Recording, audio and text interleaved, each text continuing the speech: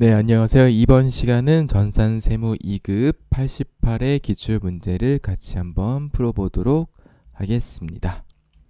네, 자, 1번부터 시작하겠습니다. A형입니다. 자, 1번. 다음의 자료에서 설명하는 재고 자산의 평가 방법은 있습니다. 그래서 자, 일반적인 물가 상승 시 당기 순이익이 과대 계상된다. 기말 재고 자산이 현시가를 반영하고 있다. 인플레이션 시에는 경영진의 경영 실적을 높이려는 유혹을 가져올 수 있다 라고 돼 있습니다. 자, 뭘까요? 문제 자체는 크게 어렵진 않죠. 답은 선입선출법이 되겠습니다. 자, 그래서 간단하게 설명을 드리면 선입선출법은 먼저 들어온 게 먼저 나가는 거. 그래서 이렇게 된다 그랬었죠. 2019년이 있고 2020년이 있었는데 2019년 5월 달에 내가 샀어요. 재고를, 원재료를 샀는데 2020년 1월에 판매를 했다. 그러면 어떻게 되는 거예요? 2019년 5월에 재고가 2020년 1월에 반영이 되죠. 자, 근데 어떻게 된다 그랬어요? 2019년에 5월에 얘의 시가가 있을 거고 2020년 1월에 얘의 시가가 있겠죠. 근데 선입선출법 같은 경우는 어떻게 돼요? 먼저 들어온 재고가 먼저 나가기 때문에 어떻게 된다? 기말 재고 자산이 현시가를 반영하겠죠. 그쵸? 최근에 산 거는 안 나갔을 거니까요. 그래서 요게 맞는 설명이 되겠고요. 물가 상승 시에는 당기 순이익이 과다하게 계상된다. 그쵸? 물가가 상승한다는 얘기는 뭐예요? 이 기말 재고가 보다 재고 금액이 올라간다. 재고 금액이 올라가면 어떻게 돼요? 우리 매출원가 어떻게 되죠? 기초에서 단기 매입에, 그쵸? 단기 매입을 더하고 기말을 빼죠. 근데 어떻게 돼요? 기말 얘가 빼는 게 올라가면 어떻게 돼요? 원가가 줄어들겠죠. 그쵸? 원가가 줄어들게 됩니다. 그래서 우리가 매출원가는 기초에서 단기 더하고 기말을 빼기 때문에 기말이 올라가니까 당연히 단기 순이익이 과대 계상됩니다. 원가가 줄어들기 때문에요. 자, 그래서 인플레이션 시에는 경영진의 경영 실적을 높이려는 유혹을 가져올 수 있겠죠. 왜냐면 원가가 적어지니까. 그쵸? 원가가 적어지니까 경영 실적을 높이려는 유혹을 가져올 수 있겠죠. 원가가 적어지면 그만큼 이익이 늘어나기 때문에요. 그래서 답이 1번이 되겠고 2번은 후입선출법은 반대 설명이 되겠습니다. 하지만 여러분들 잘 모를 때는 찍을 때는 항상 선입선출법으로 찍으세요. 가장 많이 시험 문제에 나옵니다. 네, 그래서 1번은 답이 선입선출법이 되겠습니다. 자, 2번. 다음 중 유형자산이 추대원가에 포함되는 요소를 모두 고른 것은, 아이고, 제가 동그라미 미리 다 쳐버렸네요. 자, 그래서 유형자산이 추대원가에 포함되는 것들은 이런 것들이에요. 설계와 관련하여 전문가에게 지급하는 수수료, 매입 관련 운송비, 설치 장소 준비를 위한 지출, 취득세 등이 있습니다. 재산세 같은 경우는 뭐예요? 세금과 공과이기 때문에 얘는 유형자산의 추대원가에 포함되지 않습니다. 자, 그래서 답은 2번이 되겠습니다. 이게 유형자산이 추대원가에 포함되는 게 보통 이렇게 나오기 때문에 그냥 이 보기를 보시고 공부를 하셔도 될 것 같아요. 자, 3번 갑니다. 다음 중 무형자산에 대한 설명으로 틀린 것은 있네요. 자, 무형자산은 보면은 자, 1번. 기업회계 기준에서 사업결합 등 외부에서 취득한 영업권만 인정하고 내부에서 창출된 영업권은 인정하지 않는다라고 돼 있는데요. 이게 무슨 말이냐면 자, 사업결합을 하게 되면 A라는 회사가 있고 B라는 회사가 있어요. 그래서 B가 A한테 합병이 되는 거면 얘네들의 뭐다? 자산과 부채를 가져와요. 예를 들어서 B의 자산이 100이고 부채가 20이 있었는데 A라는 회사가 B라는 회사를 합병하면서 어떻게 했냐면은 얘를 사든 이래서 합병을 했으면은 예를 들어서 A가 B한테 B를 사기 위해서 또 다른 사람한테 지불한 게 150억이라고 해볼게요. 자, 그러면은 A는 B의 가치를 150억이라고 생각하고 B라는 회사를 사왔는데 실제로 B에 보니까 자산이 100이고 부채가 20이에요. 그러면은 가치가 80이죠. 그럼 어떻게 돼요? 150에 80 차이인 70만큼을 더 준 거예요. 이 더 준 거. 실제 B의 가치보다 더 준 것들을 보통 영업권이라고 하는데 이렇게 사업 결합 등에서 외부에서 취득한 영업권은 인정이 되고요. 자, 내부에서 창출된 영업권은 인정되지 않아요. 내부에서 창출된 영업권이 인정되면 어떻게 되냐면 분식회계의 원인이 될 수가 있습니다. 그래서 영업권은 내부에서 창출된 거는 인정하지 않습니다. 자, 2번. 무형자산의 인식기준을 충족하지 못하면 그 지출은 발생한 기간의 비용으로 처리한다. 그쵸? 그래서 뭐가 있었었죠? 우리가 연구비랑 개발비가 있었다. 그래서 연구비는 뭐였고 개발비는 뭐였는지 여러분들이 머릿속에 기억을 하시면 되겠어요. 그래서 충족하지 못하면 연구비로 해서 비용 처리하게 되고 그게 아니면은 개발비로 해서 자산으로 처리할 수 있다라고 했었습니다.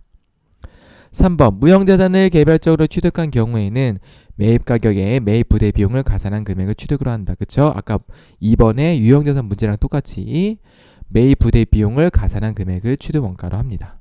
4번. 무형자산의 합리적인 상각 방법을 정할 수 없는 경우에는 정률법이 아니라 보다 정해법이 되겠습니다. 그래서 답이 4번이고요. 자, 무형자산 그래서 자, 유형자산과 무형자산 문제가 같이 나왔는데요. 유형자산과 무형자산의 차이점이 하나 더 있었었죠. 정리를 해드리면 뭐가 있었어요? 감가상각. 유형자산은 어떻게 한다? 감가상각비하고 감가상각 누계액 이렇게 하고요. 무형자산은 어떻게 한다 그랬었죠? 감가상각하고보다 예를 들면 소프트웨어면 여기다가 직접 계정이 이렇게 온다. 요거를 한 가지 더 메모를 하시면 되겠습니다. 자, 4번 갑니다.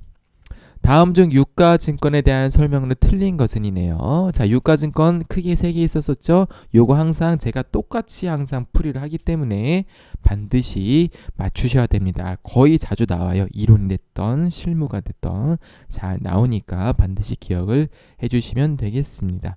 자, 그래서 단기매매증권, 매도가는 증권, 만기보유증권 분류하는 기준보다 요거. 그래서 단기매매증권이랑 매도가는 증권은 어떻게 한다? 공정가치로 평가하고 만기보유증권은 상각후 원가로 처리한다. 자, 단기매매증권의 취득부대 비용은 비용이고 매도가능 증권과 만기보유증권의 취득부대 비용은 어떻게 한다? 취득원가에 가산을 한다. 이렇게 포인트를 잡아주시면 되겠어요. 자, 보겠습니다. 1번. 단기매매증권에 대한 미실현 보유 손익은 기타 포괄손익 누계를 처리한다. 자, 기타 포괄손익 누계를 처리하는 거 뭐예요? 매도가능 증권이고 단기매매증권 뭘로 처리한다?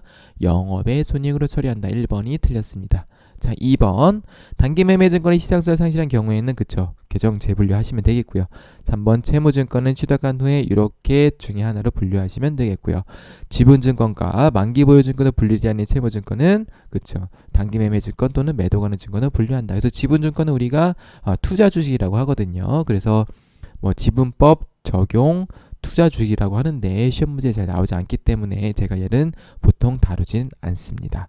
이런 게 있구나라고 알고만 계시면 될 것 같아요. 그래서 답은 1번이 되겠습니다.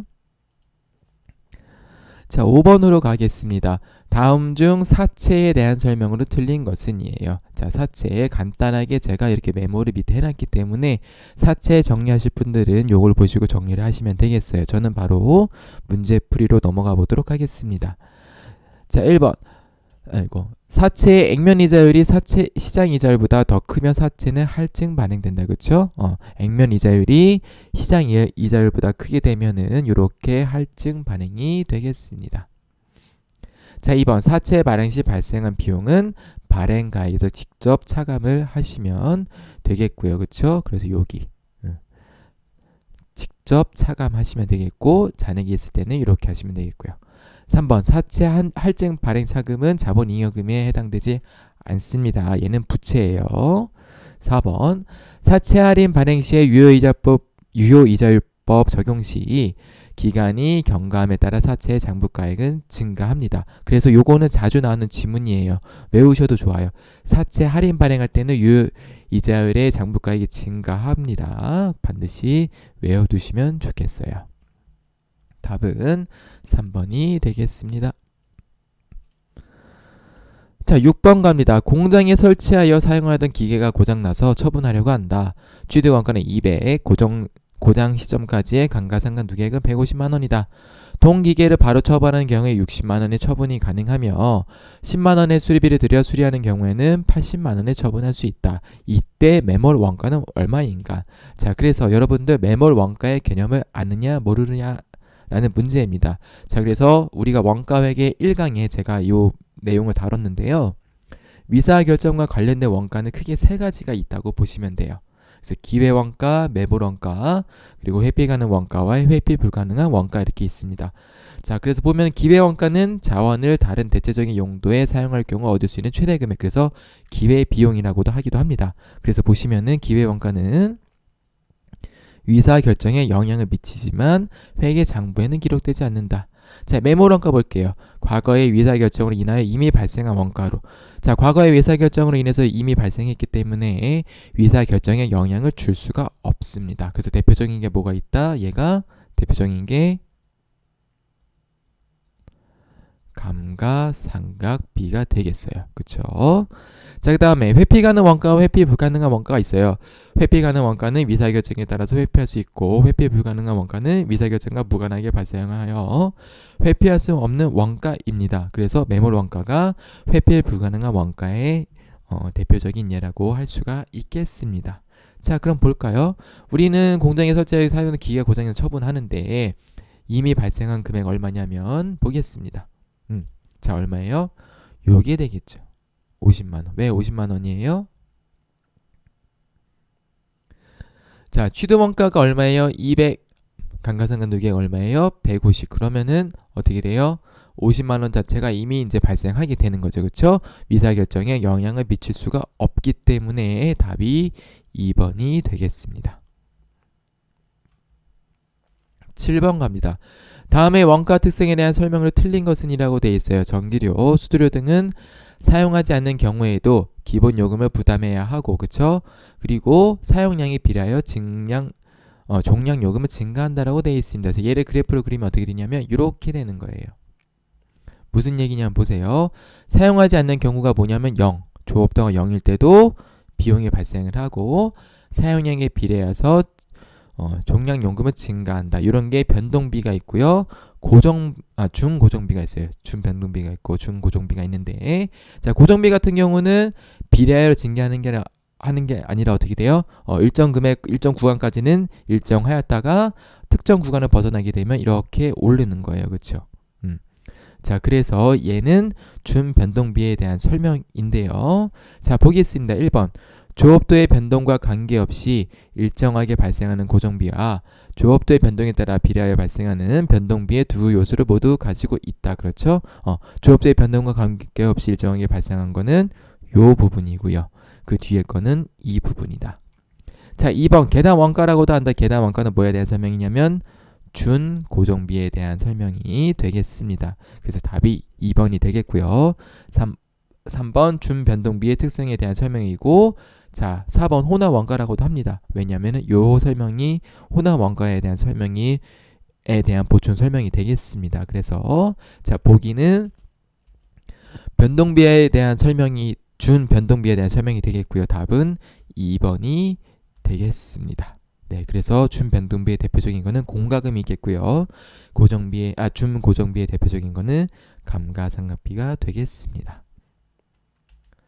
자, 8번 다음 중 보조 부문 원가를 제조 부문에 배분하는 기준을 가장 적합한 것은 원가의 배부 기준에 대한 내용입니다. 자, 그래서 이거는 별도로 우리가 배울 수는 없어요. 그냥 문제를 보시면서 여러분들이 이해를 하시면 되겠어요.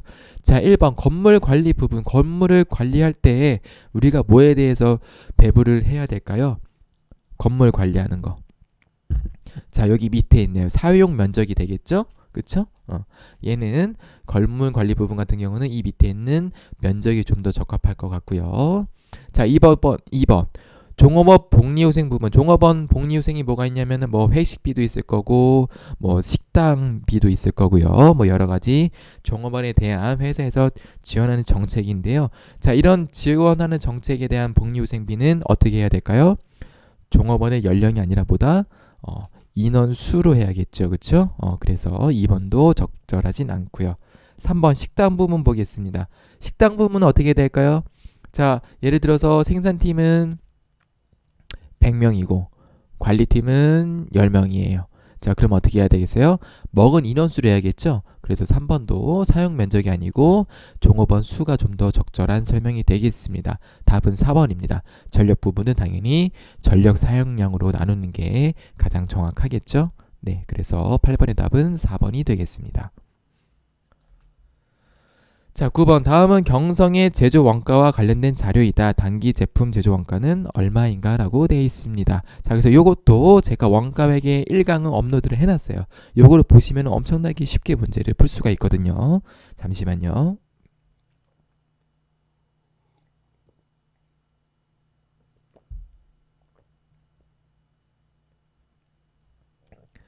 자, 그러기 때문에 자, 단기 제품 제조 원가 잘 헷갈리시면은 그 강의를 참고해 주시면 되겠고요. 해설은 제가 따로 한번 해보겠습니다. 자, 일단은 단기 제품 제조 원가는 뭐예요? 재료비, 노무 및 경비 더하면보다 단기 총 제조 원가고, 여기에서 기초 제품 재고액을 더하고 기말 제공품 재고액을 빼면은 단기 제품 제조 원가다라고 했었습니다. 자, 그래서 얘를 보시고 여기에서 더하기 빼기 할 거를 고르시면 되겠어요. 재료비는 어떻게 구하냐면 기초 원재료, 단기 원재료 매입, 기말 빼시면 되겠어요. 자, 보시면 어떻게 되냐면, 자, 재료비도 기말을 빼고요. 단기 제품 제조 원가 구할 때도 얘도 기말을 우리가 빼죠. 나머지는 다 더하시면 돼요. 자, 그래서 이렇게 할 거예요. 얘 더하고 빼고, 그쵸? 빼고 더하고 기초 제품 재고액이랑 단기 매출 원가는 뭐다? 얘는 손익계산서에 있는 거고, 단기 제품 제조 원가와는 상관이 없죠. 그래서 얘네들은 과감하게 지워주시면 되겠어요. 자, 그래서 이렇게 하면 끝납니다. 이렇게 계산을 하시면 되겠어요. 자, 그래서 보면은 얘네 중에는 없애시고 더하고 기말만 이렇게 빼주시면 되겠습니다. 그럼 얼마죠? 15만원 이렇게 날리면 15만원 날리고, 그쵸? 더하면은 40에 60에 70이 되겠네요. 답은 3번이 되겠습니다. 자, 그래서 9번 이런 문제들은 이렇게 쉽게 푸시는 게 좀 더 도움이 될 것 같습니다. 10번 갑니다. 자, 우연은 선입선출법에 의한 종합원가 계산을 채택하고 있다라고 해서 자, 이렇게 쭉 설명이 나오네요. 자, 다음 자료에 비해서 단기 가공원가 발생액을 계산하면 얼마인가? 단기 가공원가 발생이니까 어떻게 구하시냐면, 자, 어떻게 구하죠? 가공원가 발생이니까 수량 곱하기 단위당 원가를 하시면 돼요. 이 수량은 완성품 요거예요. 완성품 환산량이 돼야 돼요. 이 수량은 완성품 환산량이 되면 되고, 단위당 원가는 이렇게 친절하게 12,000원이 있네요. 그쵸? 그럼 우리는 수량만 구해서 여기다가 곱하면 되겠다라는 거를 알 수가 있겠죠. 자, 그래서 수량을 구해보겠습니다. 제가 항상 말씀드리는 공식이에요. 외우셔야 돼요. 종합원가 계산에서 선입선출법, 평균법 이렇게 쓰시고, 여기 옆에 기초제공, 단기완성, 기말제공 쓰시고, 완성품 환산량 쓰시고, 얘네들은 이렇게 다 더하는 거다. 단기 완성량은 어떻게 구하는 거냐면 기초제공 더하기 단기 착수 빼기 기말제공이다. 자, 그래서 선입선출법과 평균법의 차이는 기초제공품이 있냐 없냐 어떻게 반응하냐의 차이고, 그래서 얘가 이런 계산 문제가 아닌 이런 문제로 나오게 되면 선입선출법과 평균법에 기초제공품이 없을 때는 완성품 환산량이 동일하다는 말이 나와요. 그쵸? 기초제공품이 없으면 당연히 완성품 환산량의 수량이 똑같이 되는 것도 얘를 통해서 우리가 알 수가 있겠습니다. 자, 그래서 한번 볼게요. 우린 선입선출법이니까 과감하게 지우고, 그리고 가공비만 구하면 되니까 과감하게 재료비도 지우겠습니다. 자, 그래서 어떻게 푸시냐면 보세요. 자, 기초제공품이 400, 기말제공품 700, 단기 착수량 3,500, 단기 완성 3,200 되어 있습니다. 단기 착수 수량이 있기 때문에 단기 완성량을 한번 구해보시는 것도 나쁘진 않을 것 같아요. 구해볼게요. 자, 일단은 보겠습니다. 기초제공품은 보시면 400단위죠. 어떻게 하는 거냐면 이 마이너스 완성 퍼센트는 어떻게 하시는 거냐면 앞에 마이너스를 붙이시고, 기초제공품 몇 개예요? 400개. 그리고 완성도 얼마죠? 75%를 곱하시면 돼요. 그리고 앞에다가 마이너스를 넣으시면 돼요. 그러면은 400 곱하기 75% 하면 300개인데 앞에 뭐해라? 마이너스 붙이셔서 마이너스 300. 단기 완성량은 그대로 갖고 오시면 되겠는데요. 어떻게 하냐면, 자, 문제에 단기 완성 수량이 나와 있어서 얘를 그대로 쓰셔도 되고요. 찝찝하면 보세요. 기초제공 400, 단기 착수 3,500, 기말제공 700 이렇게 해서 구하셔도 똑같이 3,200이 나오는 것을 확인할 수가 있어요. 그래서 얘는 100%니까 그냥 3,200 그대로 두시면 되겠고요. 기말제공품 보게 되면 완성 퍼센트죠. 완성 퍼센트인데 완성 퍼센트인데 기말제공품이 700단위니까 700 곱하기 40%에서 우리가 얼마냐면 280개 되는 거를 확인할 수가 있어요. 그럼 완성품 환산량 얼마냐면 마이너스 300, 3200, 280 더하면 얼마냐면 3180이 되겠습니다. 그래서 3180에다가 12000을 곱하시면 되겠어요. 그러면 답이 1번 3816만원이 되겠습니다. 그래서 이 문제는 항상 이 공식을 쓰셔서 외우셔서 풀이를 하시면 되겠어요. 11번 갑니다. 다음 중 부와 같이 세법상 재화 공급의 특례에 해당하지 않는 것은 이라고 되어 있습니다. 조금 어려운 문제예요. 보통 우리가 재화의 공급에 해당하지 않는 것은 뭐 재화의 공급 시기가 아닌 것은 이런 식으로 문제가 나오는데 조금 난이도를 높이려고 재화 공급의 특례에 대해서 문제가 나왔습니다. 그래서 우리가 한번 볼까요? 자, 이 재화 공급의 특례에 해당하지 않는 것은 해서 제가 쭉 보니까 얘네들은 다 간주 공급에 해당하는 것들이 나왔습니다. 자, 그래서 요게 뭐냐면 부가가치세법 시행령이거든요. 그래서 여기 보면 있어요. 이런 식으로 있는데 한번 보겠습니다. 자, 11병상적이거나 복리후생적인 목적으로 제공의 재화의 공급을 보지 않는 경우라고 돼 있어서 간주 공급에 대한 설명이 있는데요. 자, 뭐냐면은 이런 것들이에요. 이렇게 쭉쭉쭉쭉 있죠. 뭐 사업을 위해 착용하는 작업복, 작업복 및 작업화를 제공하는 경우, 그쵸? 당연히 회사 입장에서는 이런 것들을 제공해야겠죠. 그래서 이런 것들은 재화의 공급이 아니다라고 명시가 돼 있는 거고요. 자, 직장 연예 및 직장 문화와 관련된 재화를 제공하는 경우, 그쵸? 뭐 기념품을 준다거나 뭐 그런 것들은 다 복리후생적인 목적이기 때문에 재화의 공급을 보지 않아서 우리가 세무견서를 발행하지 않아도 됩니다. 그리고 경조사 같은 것들도 있는데 보시면은 사용인 한 명당 연간 10만원 이하의 재화를 제공하는 경우라고 되어 있습니다. 그러니까 한도는 10만원이다라고 우리가 확인을 할 수가 있겠습니다. 자, 그래서 답을 보시면 2번이 되겠어요. 자, 1번부터 보겠습니다. 자기의 과세 사업을 위하여 구입한 재화를 자기의 면세 사업에 사용하는 경우, 그래서 과세 사업인데 면세 사업에 사용하시게 되면 우리가 간주 공급으로 간주를 하고요. 자, 3번 과세 사업자가 사업을 폐업할 때 잔존하는 재화, 그래서 폐업할 때 잔존하는 재화를 자기 그 대표자한테 공급하는 걸로 보는 거예요. 무슨 얘기냐면 제가 좀 설명이 어려웠을 수 있는데 조금 풀어서 얘기하면, 내가 치킨집을 하고 있었는데 치킨집이 잘 안 돼서 치킨집의 문을 닫았어요. 그러면은 그 치킨집에 썼던 뭐 식탁이라던가 위자, 그리고 뭐 튀김기 이런 것들은 다 누구게 돼요? 내게 되겠죠. 그쵸? 그래서 이런 사업을 폐업할 때 잔존하는 제한은 결국적으로 그 사람한테 귀속이 되기 때문에 이것도 공급을 한 거다라고 간주를 하는 겁니다. 그래서 사업 폐업할 때 잔존하는 재화도 간주 공급이고, 그리고 특정 거래지의 선물을 직접 제조한 과세 재화를 제공하는 경우도 간주 공급이 됩니다. 그래서 이거는 우리가 어디서 많이 나오죠? 접대비 할 때 많이 나오죠. 그쵸? 접대비 할 때 많이 나옵니다. 그래서 특정 거래 선물 직접 제조할 때 과세 재화를 제공하는 경우는 뭘로 본다? 시가로 본다. 그래서 부가세 신고할 때 확인을 하시면 되겠습니다. 12번 다음 중 부가가치세법상 영세율 적용 대상이 아닌 것은, 자, 영세율 보면 우리가 뭐가 생각나야 된다? 소비지급 과세 원칙이 일단은 머릿속에 떠올리셔야 되고, 뭐가 있다? 내국 신용장 또는 구매 확인서도 머릿속에 떠올리셔야 됩니다. 자, 1번 사업자가 내국 신용장 또는 구매 확인서에 의해서 공급하는 수출용 제한은 영세율 적용이 맞고, 2번 수출업자와 직접 도급 계약에 의해서 수출 재화 임가공 용역도 맞고, 3번 국외에서 공급하는 용역은 아니겠죠. 맞겠죠. 자, 그래서 보게 되면 영세율 적용 대상을 한번 제가 보겠습니다. 재화 용역의 공급이 국외여야 하고요. 그 다음에 소비 지급 과세 원칙, 이거 반드시 떠올리셔야 됩니다.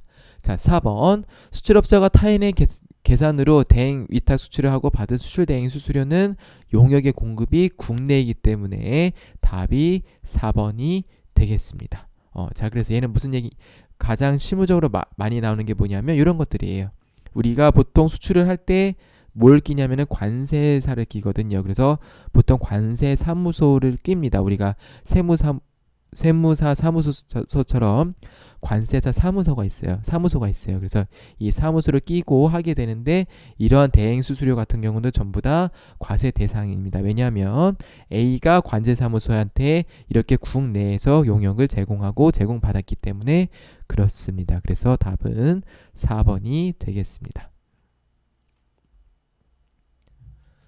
자, 13번 다음 중 부가가치세법상 납부세 계산 시 공제 대상 매입세액에 해당이 되는 것은 이라고 돼 있어요. 그래서 이게 무슨 얘기냐면 불공을 구분할 줄 아느냐 모르냐라는 문제입니다.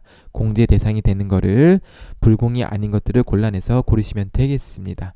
자, 그래서 답 1번 대표자의 개인적인 구입과 관련된 부가가치세 매입세액은 사업과 관련이 없는 지출이죠. 우리 접대비의 불공 구분 또는 우리가 세무 조정할 때 쓰는 구분들이 있는데요. 여기서는 우리가 세무에서 발행할 때 불공만 생각하시면 되겠어요. 자, 2번 공장 부지 및 택지의 조성 등에 관련된 부가가치세 매입세액도 토지와 또는 토지의 자본적 지출이기 때문에 얘도 불공이 되겠고요. 자, 3번 렌트카업의 영업에 직접 사용되는 소형 자동차 부가가치세 매입세. 자, 렌트카업을 떼고만 봤을 때는 얘가 공제대상 매입세액이 아닌데요. 자, 포인트는 뭐냐면 렌트카업의 영업, 즉 렌트카업의 주된 영업은 뭐예요? 내 차량을 빌려주는 거죠. 그렇기 때문에 내가 그 차와 직접 관련된 업종을 영위하고 있기 때문에 3번은 맞는 설명이 되겠습니다.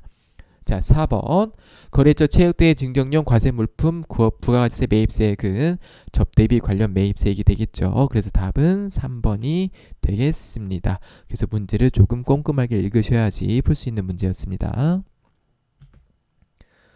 14번 다음 중 소득세법상 배당소득 중 그로스업 적용 대상이 아닌 것은 이라고 돼 있어요.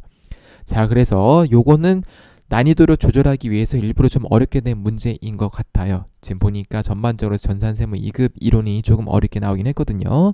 그래서 배당소득 그로스업 같은 경우는 실제로는 제가 과거의 문제를 전부 다 아는 건 아니지만 거의 제 경험으로는 거의 처음이 아닌가라고 생각이 됩니다. 그래서 배당소득 그로스업 같은 경우는 보통 실무에서 많이 쓰기는 하는데요. 실무에서도 특정한 부분 아니고는 잘 쓰지는 않긴 해요. 자, 그래서 그로스업에 대해서 제가 간단히 설명을 드리면 자, 이런 거예요. 배당 가산액이라 그래서 이중과세를 방지하기 위해서 배당소득에 대한 일정액을 가산하는 것, 배당소득 금액에 가산했다가 산출세액에서 공제, 그래서 배당세액 공제 좀 어렵죠? 그래서 이것만 기억을 해주시면 될 것 같아요. 이중과세를 방지하기 위해서 하는 거. 자, 아주 간단하게 설명드릴게요. 예를 들어서 회사가 A라는 법인이 이익이 났어요. 이익이 나서 얘를 어떻게 하냐면 배당을 했어요. 자, 배당을 하는데 배당을 하고 뭐 단기수익이 나면 이 단기수익에 대해서 배당을 하겠죠. 그렇죠? 그럼 어떻게 되냐면 이 배당에 대해서도 법인세를 내야 되는 부분이 있거든요. 자, 근데 이 법인세를 내고 이제 이 배당을 개인이 받으면 개인이 또 세금을 내야 되는데요. 이 세율들이 서로 달라요. 그러니까 법인이 내는 세금과 개인이 내는 세금이 달라요. 세율이 다르기 때문에. 그래서 이 배당할 때 과세표준 금액이 달라져요. 달라지기 때문에 이 과세표준 금액을 보정하기 위해서 하는 것들이 그로스업이라고 하는 거거든요. 근데 이렇게 과세표준을 업하면은 개인에 대한 그 배당세액이 다시 올라가겠죠. 올라가기 때문에 얘를 다시 산출세액에서 공제해요. 좀 어렵죠? 네, 그래서 결론적으로는 그로스업은 이중과세를 방지하기 위해서 하는 거다. 그냥 이렇게만 알아두시면 되고요. 이 문제는 그냥 답만 외우시고 넘어가셔도 돼요.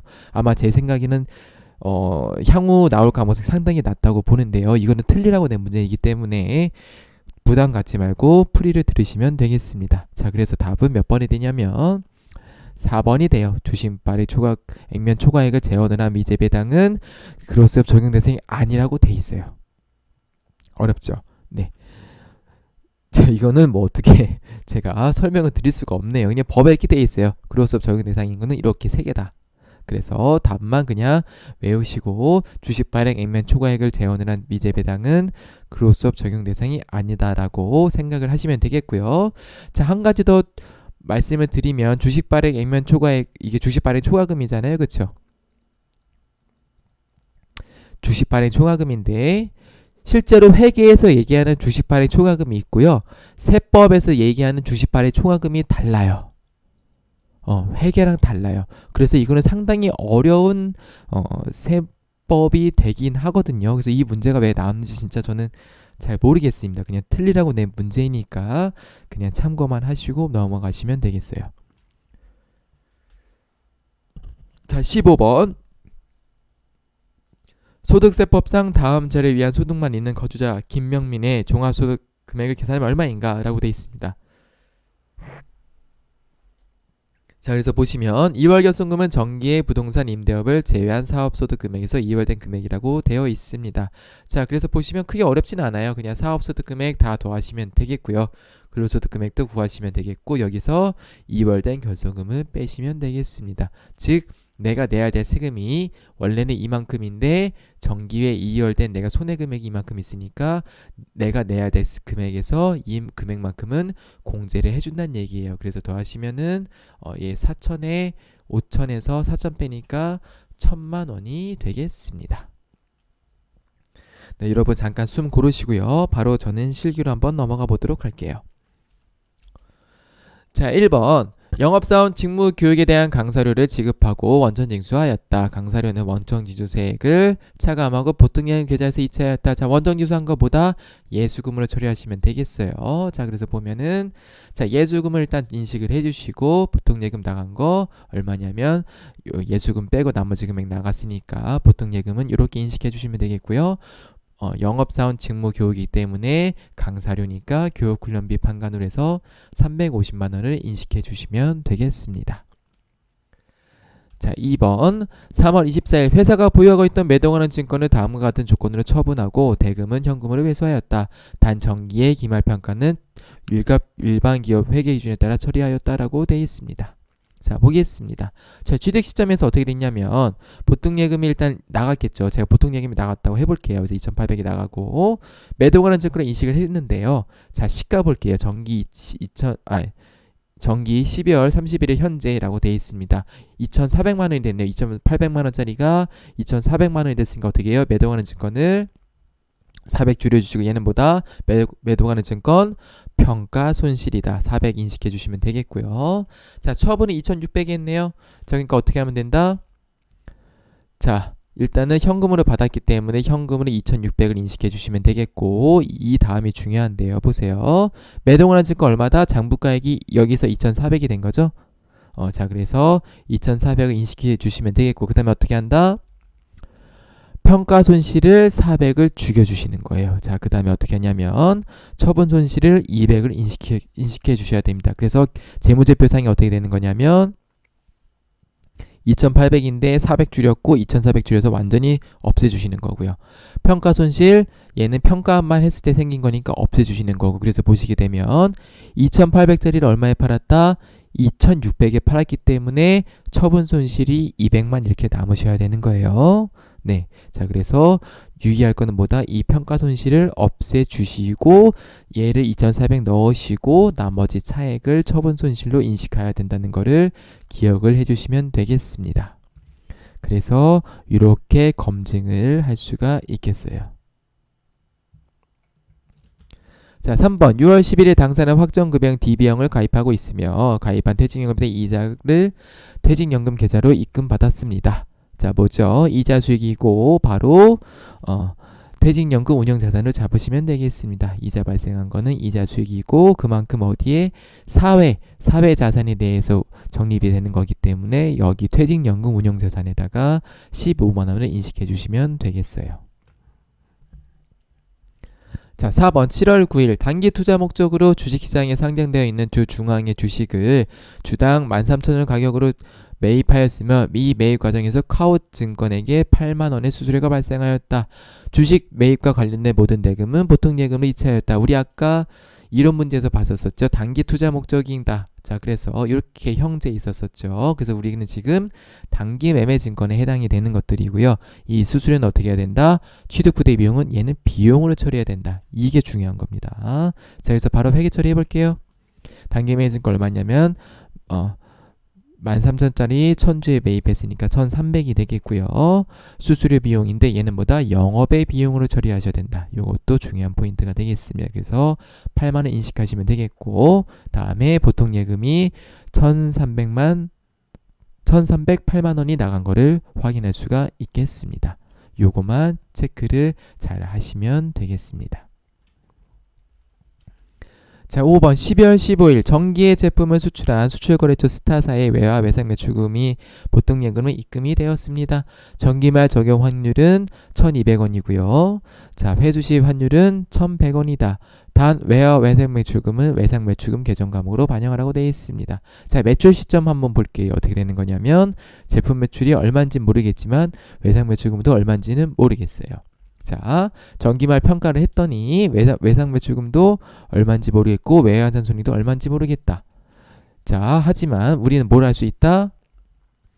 외화외상 매출금이 10만 달러이고 정기말 적용 확률이 이렇게 돼 있기 때문에 우리가 평가 후 장부 금액, 외상 매출금에 대한 평가 후 장부 금액은 1억 2천인 거를 알 수가 있는 거예요. 그쵸? 자, 그러면 이 1억 2천이 어떻게 되는 거냐면 보세요. 2월 15일 날 회수 있으니까 어떻게 된다? 보통 예금 이렇게 되겠고요. 환율이 이렇게 됐었으니까요. 그쵸? 그래서 외화금액 곱해서 보통 예금이 이렇게 들어왔는데, 자, 외상 매출금이 어떻게 되는 거예요? 요거는 실제로는 차변이 있었겠죠. 그쵸? 얘는 왜냐면은 평가 후 잔액이니까요. 그래서 평가 후 잔액은 얘가 1억 2천이 있었으니까 차변에 있던 외상 매출금 자산을 이렇게 대변으로 오면서 다 없애주시는 거예요. 그랬더니 어떻게 되는 거예요? 실제로 받을 돈이 얼마 있었다? 1억 2천이었는데 실제로 얼마 받았어요? 1억 1천 받았으니까 우리는 뭐다? 외환 차손 1,000만 원 이렇게 인식을 해주시는 겁니다. 그래서 여기서의 포인트는 정기말 평가 금액이 있으니까 이 평가 금액이 장부 금액일 테니까 이 장부 금액을 없애주고 실제 받은 돈 넣어서 차액을 외환차손 또는 외환차액으로 인식을 하시면 되겠어요. 어렵지는 않은 문제이긴 한데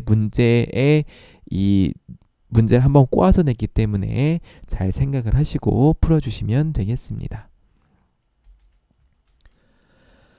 자, 다음에는 메인 매출점표로 넘어가 보겠습니다. 1번 7월 1일 영업부서에서 사용할 컴퓨터를 전자상에서 현금 구입했다. 그러니까 뭐다? 현금 연수증을 받았으니까 현과가 되겠고요. 자산으로 처리하고 돼 있으니까 계정 과목 뭘로 한다? 비품으로 하시면 되겠습니다. 크게 어렵지 않은 문제니까 이렇게 처리를 하시면 되겠어요. 바로 넘어가 보겠습니다. 자, 2번 7월 21일 주 서울지게차로부터 공장에 사용할 지게차를 구입했는데 차량 운반구라고 친절하게 써져 있네요. 전자세액명세를 발급받았다. 메인 매출점표에 입력하시오라고 되어 있습니다. 자, 그래서 외상대금 미지급금으로 처리하라고 되어 있으면 당연하죠. 왜요? 유형자산 구입한 거니까 미지급금으로 처리하시면 되겠는데 친절하게 나와 있네요. 자, 보겠습니다. 얘도 똑같죠. 세액명세 발행받았으니까 50일 과세로 하시면 되겠고 차변에 차량 운반구 부가세 하시고 대변에 미지급금 하시면 되겠어요. 자, 3번 가겠습니다. 자, 미국의 벤토사로부터 수입한 상품과 관련해 부산세관으로부터 과세표준이 3천만 원인 수입 전자세금에서 수차였고 관련 부가세는 보통 예금에서 2차였다라고 되어 있습니다. 재고 자산의 회계 처리는 생략할 것이라고 되어 있어요. 무슨 얘기냐면 부가세만 인식하라는 얘기예요. 이 얘기는 부가세만 인식하라. 그리고 보시면은 수입 전자세금 계산서라고 되어 있기 때문에 우리는 뭘로 한다? 수입으로 체크하시면 돼요. 만약에 수입 글씨가 없으면은 그냥 50일 과세하시면 되는 거고요. 수입이 있으면은 55 수입을 하시면 됩니다. 자, 그리고 한 가지 더 설명을 드릴 게 있는데요. 보시면 자, 이건 수입 세금계산서 샘플이거든요. 수입 세금계산서는 이렇게 생겼어요. 항상 어떻게 돼 있냐면 이게 중요하거든요. 무조건 세관에서 발행하게 돼 있어요. 수입 세금 계산서는 무조건. 만약에 세금 계산서가 있는데 세관명이 적혀 있다. 그러면 얘는 뭐다? 무조건 수입 세금 계산서다. 라고 이해를 하시면 되겠습니다. 자, 그래서 수입 전자세금 계산서의 거래처는 무조건 세관이기 때문에 우리가 전표 입력할 때 거래처는 뭘로 한다? 부산세관으로 하시는 거예요. 자, 그래서 하시면 되겠어요. 부가세만 인식하시면 돼요. 차변에 부가세 대금 얼마? 3천에 10%니까 300만원. 입력할 때는 이렇게 3천 다 입력하시면 되겠고 분기 자체는 이렇게 오시는 거예요. 부가세 대금, 보통 예금 이렇게 오시는 것만 유의하시면 되겠습니다. 거래처는 부산세관이다. 자, 4번입니다. 9월 30일 경영팀 직원들이 야간 식사를 하고 다음과 같이 종이 세금 계산서를 수취하였다. 전자에서 전자 여부를 구분해 주시면 되겠습니다. 자, 제2기 부가세 예정 신고 시 해당 세금에서 누락해서 2기 확정 신고 기간에 부가세 신고세 발행하라고 한다. 반드시 해당 세금계산서를 제2기 확정 신고 기간에 부가세 신고서에 발령을 시킬 수 있도록 입력 설정하시오라고 되어 있습니다. 자, 그래서 일단 분계부터 한번 볼까요? 자, 50일 과실하시면 되겠고요. 예정신고 누락분으로 체크를 해주시면 되는데요. 자, 일단 분계 보겠습니다. 야근 식사했으니까 경영지원팀이니까 복리생비 판 하시면 되겠고 미지급금 하시면 되겠습니다. 자, 여기에 보시면은 예정 누락분에 대해서 우리가 어떻게 등록을 하면 되는지 한번 실습을 같이 해보도록 하겠습니다.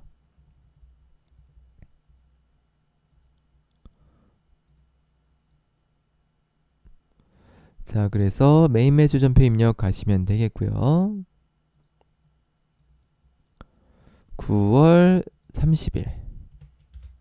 그래서 50일 과세하시면 되겠고 공급가액이 100만원 부가세 하시면 되겠고 자, 반도 남해 식당이네요. 남해 식당 하시면 되겠고요.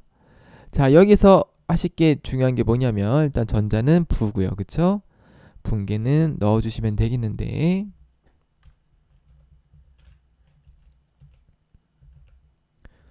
자, 중요한 게 뭐냐면 얘가 뭐예요? 예정신고 누락분이죠. 자, 그래서 예정신고 누락분 하실 때는 어떻게 하시냐면 메뉴들이 이렇게 있어요. 잘 모르겠으면 일단 다 뒤져보셔요. 뒤져보시면 되겠고요. 뭐 복사 한번 눌러볼까? 뭐 검색 눌러볼까? 이렇게 보시면 되겠고요. 자, 우리는 어떻게 할 거냐면 여기에서 예정 누락분을 체크해 주시면 되는 거예요. 그래서 확정신고 개시 연월이 언제냐면 자, 이게 확정신고 기간이기 때문에 2019년 몇 월이냐면 확정이니까 9월로 하시면 되겠죠. 죄송합니다. 10월로 해야 되네요. 제도 이게 오랜만에 해가지고 10월로 해서 이렇게 넣어주시면 되겠습니다. 자, 그래서 매입 누락이 되어 있는 거를 확인을 해주시면 되겠습니다. 자, 5번입니다. 최종 소비자인 김전산 씨에게 세금계산서나 현금영수증을 발행하지 아니하고 라고 되어 있네요. 제품을 판매하였는데 대금을 이렇게 입금을 했습니다. 그래서 현금 영수증이나 세금계산서를 발행하지 않았기 때문에 뭘로 한다? 건별로 체크를 해주시면 되겠고요. 분계는 그냥 하시면 돼요. 보통 예금 들어온 거 하시면 되겠고 대편에 제품 매출하시고 부가세 예수금 하시면 되겠고 거래처는 김전산시로 넣어주시면 되겠습니다. 그래서 우리가 실제로 부가세 신고할 때는 얘도 부가세를 내야 되는 거를 확인할 수가 있겠어요. 자, 문제 3번 부가세로 가겠습니다. 다음 자료에 의해서 2019년 제1기 부가세 예정신고기간의 부가세 신고서를 작성하시오라고 되어 있습니다. 그래서 매출 내역 보니까 신용카드 매출전표 발행 돼 있고 현금 그래서 우리가 한번 하나씩 넣어 볼게요. 일단은 신용카드 매출전표 발행이니까 2750이니까 어디 넣으면 되겠어요? 여기 넣으시면 되겠죠. 신용카드 현금 영수증 발행분에다가 2750을 나눠서 넣어 주시면 되겠습니다. 자, 현금 매출은 220만원 부가세 포함.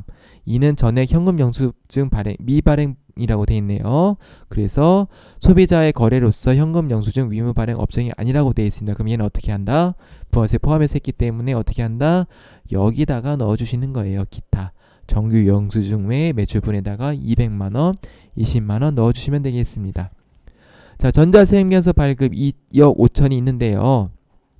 자, 이 중에 공급가액 3천만원은 발급 시기를 경과해서 3월 20일에 전자세금계산서를 발급하였다라고 되어 있습니다. 자, 그래서 얘는 어떻게 넣어주시냐면 일단은 2억 5천을 이렇게 넣어주시면 돼요. 왜냐면은 세금계산서 자체가 2억 5천짜리가 발행됐기 때문에 2억 5천을 넣어주시는데요. 자, 이 중에서 공급가액 3천만원은 지연 발급이 됐네요. 그쵸? 3월 20일에 지연 발급이 됐기 때문에 얘는 어떻게 한다?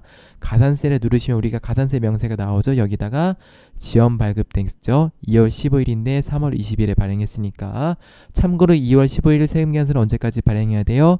3월 10일까지 발행해야 돼요. 그쵸? 다음 달에 10일까지 발행해서 국세청에 전송을 하셔야 되는데 다음 달 10일 날 발행한 게 아니라 3월 20일에 발행했기 때문에 지원과금 가산세에다가 3천만 원 넣으시면 자동적으로 100분의 1에서 30만 원이 들어가겠습니다.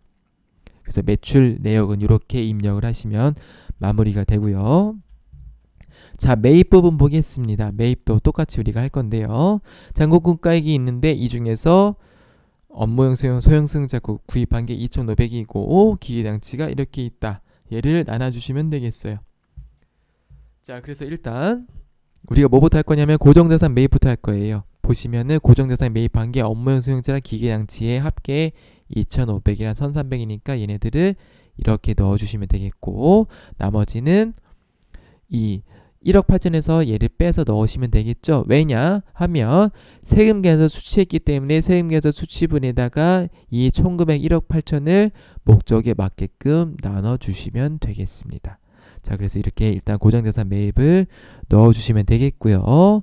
그 다음에 공제받지 못한 매입세액이 뭐냐면 업무용 소형 승용차예요. 그렇죠? 그래서 이 공제받지 못한 매입세액을 2,500을 넣어주시면 되겠고 그 다음에 나머지 1억 8천에서 얘를 제외한 나머지를 이렇게 입력을 해주시면 되겠습니다. 자, 2번으로 가볼까요? 다음 자료를 이용해서 2019년 1기 확정신고 기간에 대한 건물 등 감가상각 자산 취득 명세서를 작성하시오라고 되어 있습니다. 자, 그래서 4월 15일 날 업무용 소형차니까 얘는 뭐다? 차량 운반구. 자, 공장에서 사용할 포장용 기기 구입이니까 얘는 기계장치. 영업부 환경 개선을 위한 에어컨이니까 얘는 비품 또는 기타로 빼면 되겠죠. 비품은 기타로 빠지니까요. 자, 그래서 건물 등 감가상각 자산 취득 명세서를 입력을 하시면 되겠는데요. 크게 어렵진 않으니까 그냥 그대로 여기 있는 내용들을 입력을 해주시면 되겠습니다. 그래서 요거는 그냥 바로 넘어가 보도록 하겠습니다. 자, 결산자료 입력입니다. 1번 8월 1일 임차인인 주 최강상사로부터 6개월 동안의 임대료 360을 미리 받고 임대료를 받은 날의 전액 임대료 계정으로 계산하였다. 임대료 계정 과목이 나와 있네요. 그래서 원활 계산하고 회계 처리 시 문수를 입력하지 말 것이라고 되어 있습니다. 그래서 보시면 자, 우리가 계약은 8월 1일이고 그 다음에 종료가 2020년 1월 31일인데 어떻게 하냐면 12월 말일자로 분계를 할 거예요. 그래서 임대 기간은 이렇게 되겠고요. 여기는 단기 수익으로 임대료 수익으로 인식하시면 되겠고 나머지는 2020년에 수익으로 인식을 하시면 되겠습니다. 자, 그래서 봤더니 8월 1일 날 분계를 봤더니 이렇게 되어 있네요. 임대료 360 되어 있고 부가세를 포함해서 받은 걸 우리가 확인할 수가 있겠습니다. 자, 대변에 임대료가 있기 때문에 얘네들을 죽여주시면 되겠죠. 그래서 어떻게 하시면 2019년 12월 31일 날 이렇게 하시면 돼요. 자, 내가 360만 원을 받았는데 얘가 몇 개월치예요? 6개월치. 근데 우리는 몇 개월치만 인식하면 된다? 5개월치의 임대료만 인식해야 되니까 어떻게 돼요?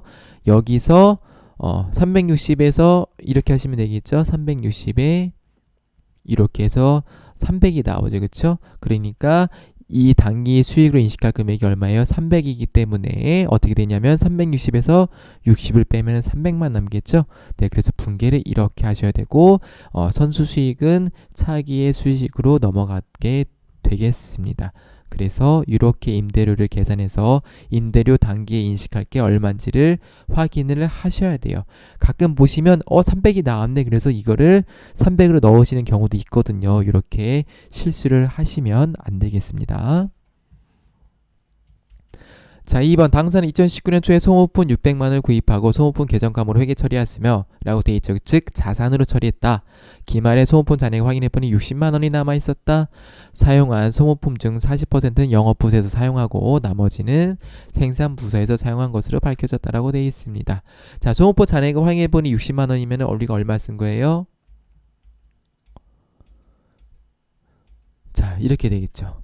2019년 초에 소모품을 구입해서 자산으로 인식을 했는데 60만 원이 나왔으니까 어떻게 해요? 소모품을 540만 원을 인식해야겠죠. 왜냐하면 소모품 기말 잔액이 60만 원이니까요. 그렇죠? 그래서 540만 원을 썼는데 이 540만 원 중에서 40%는 영업부서고 나머지는 생산부서니까 소모품비 판에서 영업부서 거를 40% 인식해 주시면 되겠고, 나머지는 이 540에서 얘를 빼서 인식해 주시면 되겠습니다. 그래서 약간 조금 문제를 꼬았네요. 보통 얘만 나오는데 얘를 이렇게 곱하는 것까지 나왔기 때문에 확인하셔서 침착하게 문제풀이를 하시면 되겠습니다.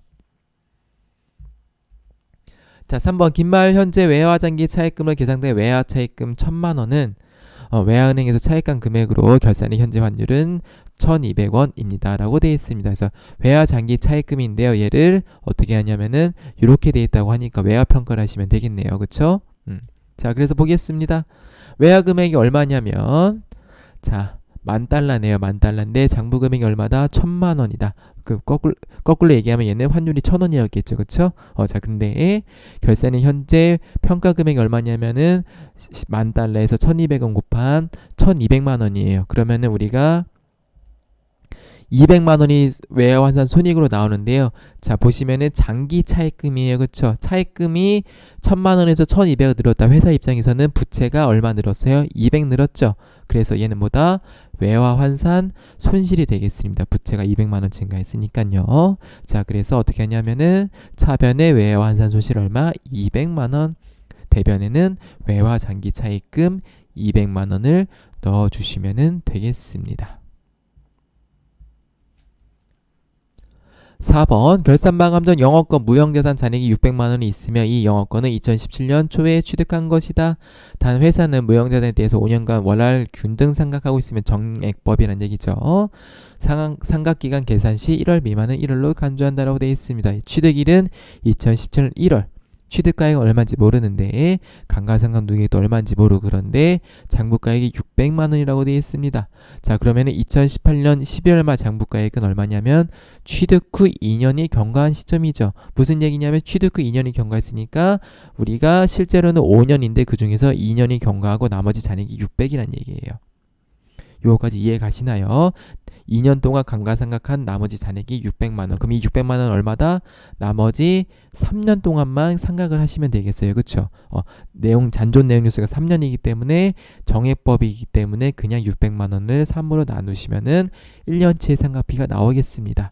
자, 그래서 잔존가액이 3년이기 때문에 1년치 상각비는 200만원이다 라고 우리가 역산을 할 수가 있겠습니다. 그러면 취득가액은 1,000만원이 되겠죠? 1,000만원이 되겠고요. 감가상각 누계액은 400만원이 되는 것을 확인할 수가 있겠습니다. 자, 그래서 분기를 어떻게 하시냐면 이렇게 하시면 되겠어요. 중요한 것보다 무형자산 상각비는 보다 계정 과목을 이렇게 직접 써시면 되겠습니다. 그래서 요거가 유형자산과 무형자산의 상각비의 가장 큰 차이점이라고 했었죠. 요거만 유의를 해주시면 되겠습니다. 5번이에요. 기말 현재 외상매출금 잔액의 2%와 단기대여금 잔액의 1%에 대해서 대손을 예상하고 대손충당금을 설정을 하고 되어 있습니다. 그래서 대손상각비 유의할 건 뭐냐면 매출채권은 대손상각비 판으로 회계 처리하시고 매출채권 이에는 기타의 대손상각비로 처리하시면 되겠습니다. 그래서 우리는 외상매출금은 대손상각비로 처리하시면 되겠고 단기대여금은 기타의 대손상각비에서 영업의 비용으로 회계 처리해 주시면 되겠어요. 산출하는 건 크게 어렵진 않죠. 그래서 조회했더니 금액이 이런데 얘는 2%니까 이렇게 이 500만원이 나왔는데 실제로는 150 쌓였으니까 350만원 더 넣어주시면 되겠고 단기대여금은 1%인데 80이 쌓여있으니까 120만원만 더 넣어주시면 되겠습니다. 그래서 분계는 대손상각비 외상매출금이니까 대손상각비 판 그리고 대손충당금 넣어주시면 되겠고 단기대여금은 기타의 대손상각비 120, 대손충당금 120 이렇게 쌓아주시면 되겠습니다. 그래서 요거만 유의를 해주시면 되겠어요. 자, 5번 원청징수입니다. 다음 자료를 이용해서 영업직사원 김영수씨의 필요한 수당과 8원분 자료를 입력하고 수당 그 다음에 어떻게 하지? 원천징수 이행사항 신고서를 작성하시오라고 되어 있습니다. 단 전월 미환급 금액은 30만원이 있다. 원천징수 이행사항 신고서는 매월 작성하며 김영수 씨의 급여 내용만 반영한다라고 되어 있습니다. 자, 그래서 보시면은 자, 이런 내용들이 있고요. 자, 전월 미환 금액이 30만 원이 있는 거를 체크하시면 되겠고요. 자, 보겠습니다. 회사는 별도의 식세를 제공하고 있는데 식대를 주고 있어요. 그러면 어떻게 된다? 식대는 과세로 바꾸셔야 된다. 그렇죠? 비과세가 아니고 과세로 바꾸시면 되겠고요. 실제 여비를 받는 대신 자가운전 보조금을 받고 있다. 비과세 요건을 갖췄다고 되어 있으니까 얘는 그냥 비과세로 하시면 되겠고. 그 다음에 김영수 씨는 만 3세와 5세의 자녀가 있으며 자녀 1인당 육아수당을 지급받고 있다. 육아수당은 비과세니까 얘도 등록을 하시면 되겠어요. 자, 그래서 얘도 같이 한번 실습을 해보겠습니다. 자, 원천기수 가셔서요. 급여자료 입력. 그래서 보시면은 8월분이니까 8월이고 급여 지급일은 말이니까 8이고 8월 31일 김영수 씨죠. 그쵸? 그래서 보시면은 수당공제 클릭하셔서 식대를 과세로 바꿔주시면은 되겠어요. 그래서 사용여부 부하시고 과세에다가 아이고 잠시만요. 다시 해야겠네.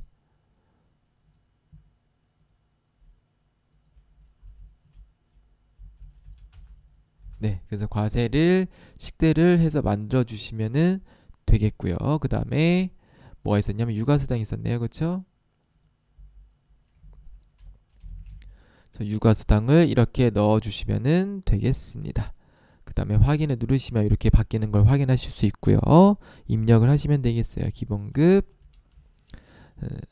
상여, 직책수당, 그 다음에 식대, 자가운전 보조금, 그 다음에 육아수당 하시면 되겠는데요. 보시면은 사용하는 수당 외에 항목은 부로 되어 있으니까 야간 근로 수당이랑 월차 수당은 부로 바꾸겠습니다. 월차 수당이랑 야간 근로 수당은 부로 바꾸시면 되겠어요. 그래서 이렇게 넣어주시면 되겠고요. 소득세 같은 경우는 자동으로 딸려오기 때문에 안 딸려왔네요. 네, 죄송합니다. 그래서 자 지급일을 일단 넣어주시면 되겠어요. 지급일이 아니라 금액을. 아이고 이게 잘 안 보이네. 잠시만요.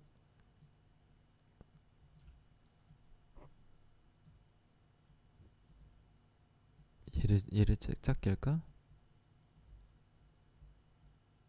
아이고. 자, 국민연금이 얼마냐면 11만 2,500원. 이게 원래 나와야 되는데 안 나오네요. 건강보험이 8만 750원. 장기는 자동으로 계산돼서 나오고요. 그 다음에 고용보험도 자동으로 나오겠고요. 그 다음에 소득세가 5만원. 지방소득세 자동으로 나오겠죠. 그래서 이렇게 넣어주시면은 되겠습니다. 자, 그 다음에 특별한 거 없으니까요. 이렇게 해주시면 되겠고, 그 다음에 자, 우리가 원청징수 이행상한 신고서를 작성해야 되니까 자, 아이고 8월 넣으시면은 이렇게 나오시는데요. 보시면은 전월 미환급 세액이 있으니까 얼마냐면 30만 원 있네요. 그래서 여기다가 전월 미환급 세액 30만 원을 넣어 주시면은 완료가 되겠습니다. 그래서 제가 요거 넣으려고 실습을 한 거거든요. 요거만 체크를 해 주시면은 되겠습니다. 네. 자, 그다음에 2번입니다. 원청수 2번. 2019년 6월 1일에 입사한 장현성의 연말정산 자료는 다음과 같다. 연말정산 추가 입력의 전 근무지를 반영한 소득명세, 연금저축 등 연말정산 입력택을 작성하시오라고 되어 있습니다. 그래서 2019년 5월 말까지 다니던 직장에서 받은 근로소득 원청유수 영수증 자료를 입력하시오라고 되어 있습니다. 그래서 요거 입력하는 거를 실습을 해볼 거고요. 자, 월세 계약 같은 것들이 있네요. 그리고 장현성 씨는 주택을 소유하지 아니한 세대의 세대주이며 부양가족은 없다라고 되어 있습니다. 그래서 일단은 요거부터 해볼게요. 자, 연말정산 추가자료 입력을 가보겠습니다. 가셔서요. 자, 4번이 장현성 씨네요. 그쵸? 자, 그래서 어떻게 하시냐면 연말정산 입력을 이제 입력을 하실 건데요.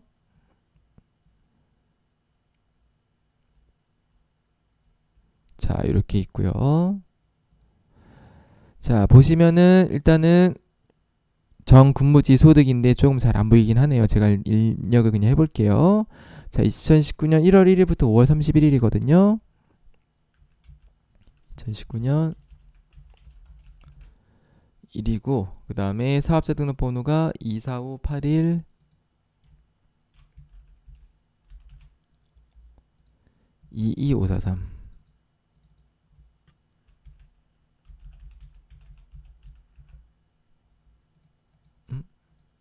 547이네요. 죄송합니다. 245812547. 자, 그 다음에 근무처 명의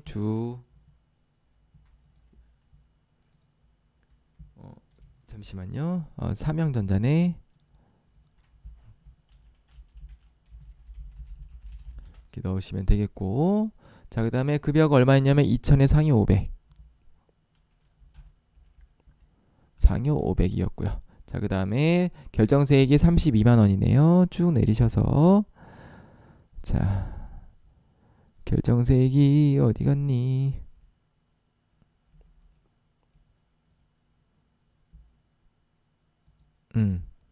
요 결정세액이 네.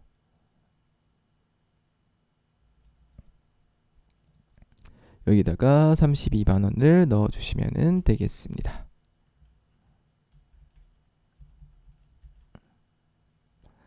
자, 그 다음에 특별한 건 없으니까 넘어가시면 되겠고요. 자, 2번을 설명을 보고 그 다음에 다시 실습으로 넘어가 보도록 하겠습니다. 자, 연말정산 자료예요. 다 본인이기 때문에 이거 다 본인에 그냥 입력하시면 되겠죠. 자, 그래서 요 오른쪽에 있는 법례를 보시고 설명을 들으시면 되겠어요. 자, 보험료부터 보겠습니다. 자동차 보험료 공제되고요. 자, 저축성 보험료는 공제가 될까요? 안 될까요? 안 됩니다. 왜 안 되냐면 저축성 보험료는 대부분 뭐냐면 비과세예요. 비과세 혜택이기 때문에 연말정산에서 우리가 저축성 보험료는 혜택이 없습니다. 자, 교육비는 야간대학원 등록금 다 전액 자기 거죠. 그러니까 공제가 되겠고요. 자, 위료비는 시력보정료 안경구입비 다 되겠고 질병치료비도 되겠고 신용카드 사용액도 다 되겠죠. 그래서 입력을 해주시면 되겠고요. 월세가 있네요. 연간 월세 지급액 입력해 주시면 되겠고 월세 정보 이렇게 입력을 해주시면 되겠어요. 자, 퇴직연금 같은 경우도 본인 불이백이니까 이거 전부 다 공제가 됩니다. 입력을 해주시면 되겠습니다. 그래서 같이 한번 이것도 해보겠습니다. 자, 일단은 연금저축인데 퇴직연금이죠. 그쵸?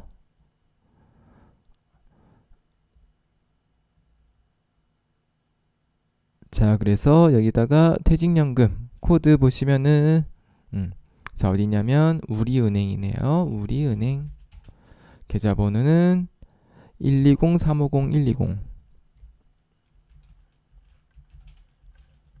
납입금액이 120만원 이렇게 입력을 해주시면 되겠어요. 자, 그 다음에 자, 월세도 같이 해볼까요?